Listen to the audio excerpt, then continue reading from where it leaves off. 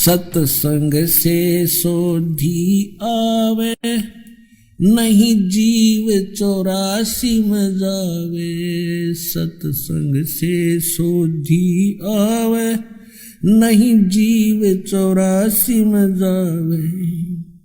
अब मेटो द्वेष और राग, हो राग या उम्र बतेरी जाली। अब मेटो द्वेष और राग, हो राग या उम्र बतेरी जाली।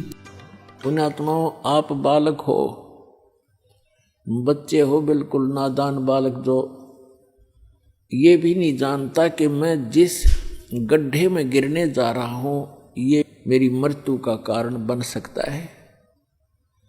आप ये भी नहीं जानते कि जिस सर्प को मैं पकड़ने जा रहा हूं ये आपको डस लेगा और आपकी जान का घातक, जीवन का घातक बन जाएगा।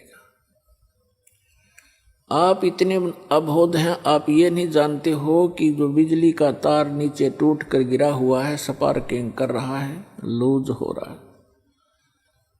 उसको आतिशबाजी जानकर वो बालक नादान पकड़ने की चेष्टा करता है और मृत्यु को प्राप्त हो जाता है।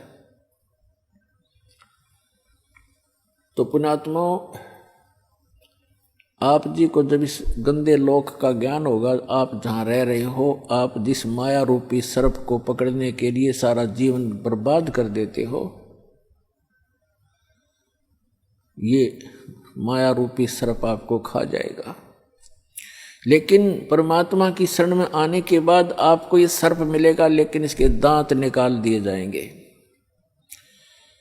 ये परमात्मा आपको धन देगा,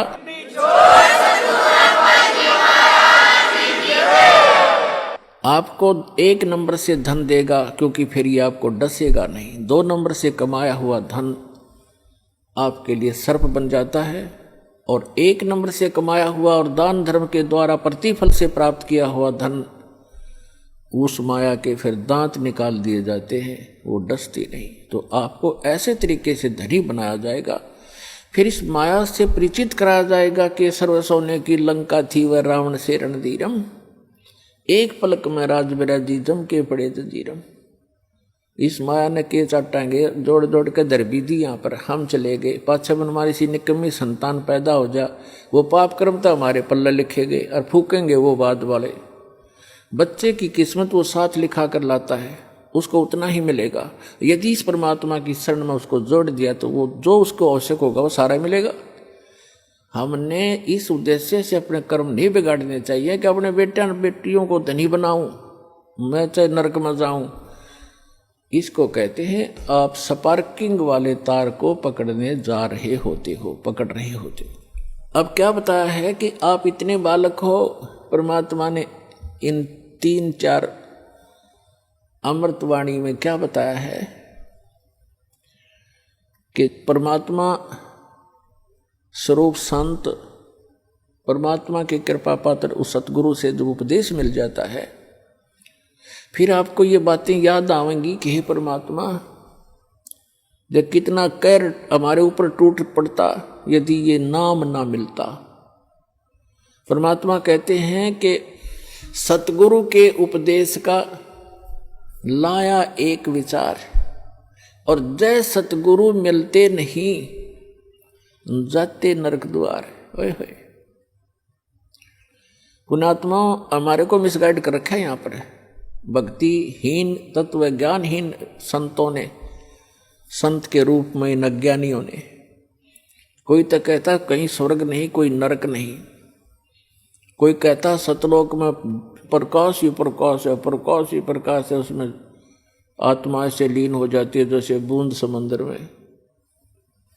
इनको कहते हैं नीम हकीम खतराए जान, little knowledge is the dangerous thing.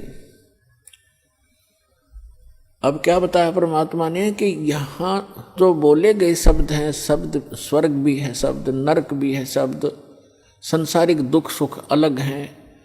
तो ये अज्ञानी लोग कहते हैं कि यही स्वर्ग है, यही नरक है, जो यहाँ दुखी है वो नरक भोग रहा है, सुखी है वो स्वर्ग भोग रहा है। नहीं, ये तो बालकों के मनगढ़ंत चुटकुले होते हैं, कहानियां होती हैं।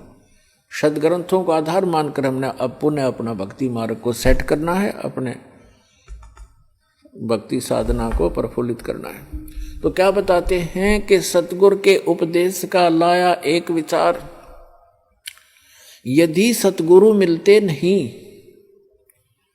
जाते नरक द्वार। नरक द्वार में दूत सब करते खेचा ताण, उनसे कबू ना छूटता फिर फिरता चारों खान। जैसे नरक में जब डाला जाता है इन प्राणियों को, उस समय उसके भयंकर दुख को देखकर, उसकी षड्हांत को देखकर वो वापस भागते हैं, क्योंकि लाखों की संख्या में ठोके जाते हैं उसमें, और वो वापस भागते हैं। पीछे यम के दूत बड़े बड़े भाले, छुर्रे, तलवार, मुगदर, ये गदा लिए खड़े होते हैं। जो वापस भागता उसके सिर में मारते हैं। सूक्ष्म शरीर में प्राणी मरता नहीं, पर दर्द दूना होता है। उनको ऐसे ठोका जाता जैसे पशु को फाटक में रोका करते हैं, लठ मार मार के, और फिर उसमें पटक देते हैं। तो वहां परमात्मा बताते हैं कि नरक द्वार में दूत सब वहां करते खेचा ताण, उनसे कदे नहीं छूटता, और फिर फिरता चारों खान। फिर उससे निकल कर नरक का जो समय भोग कर फिर बाहर आता तो 84 लाख प्रकार के इन प्राणियों के शरीरों में कुत्ते, गधे, सूअर, गंदी नाली के कीड़े, पशु पक्षी, जलचर, ये कष्ट और भोगने पड़ते हैं। और इस परमात्मा के सच्चे नाम से, सतगुरु की शरण में आने से ये सारे दुख बाईपास निकल गया आपके। अब विचार करके देखना पुण्यात्मा, भी तो आपने पता नहीं इस अध्यात्म ज्ञान का, आपने लोक वेद सुना है, दंत कथाएं सुनी है, फिर मानव शरीर में जिसको जरा सा थोड़ा सा सुख है उसने भगवान की हो सकता ही नहीं। और जब कैर टूट जाते हैं फिर भगवान की खोज शुरू होती है, तो ये नकली संतान की कमी नहीं, इनको ब्रह्मांड करवा देता है ये काल। लुटपेट कर आखिर में ये नास्तिक हो जाते हैं या मृत्यु को प्राप्त हो जाते हैं। दो ही ऑप्शन छोड़ता है ये। अब आपको परमात्मा मिले हैं, आपके अपने पिता मिले हैं। माता पिता कभी अपने बच्चे को दुख नहीं देगा, चाहे आप कितना दुखी हो ले। तो आपको वो परमात्मा अब मिले हैं, वो पिता मिले हैं आपके।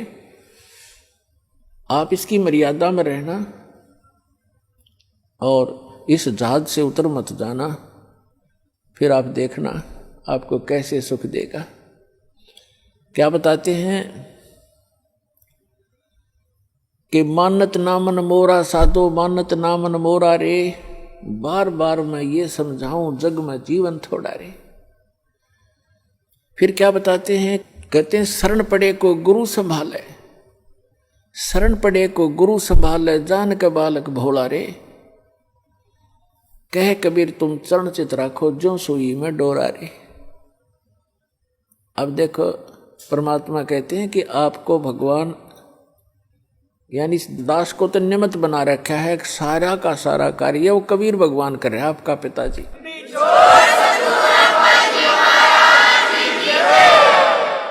उसके लिए उन्होंने बताया है कि जैसे ये दास एक उस परमात्मा का चलता फिरता एक पावर हाउस है, लेकिन मेन पावर हाउस तो वो खुद है मालिक। वो थर्मल प्लांट है जहाँ से बिजली बनती भी है और आपको हमें प्राप्त भी हो रही है। इससे आपको आगे कनेक्शन मिल गए।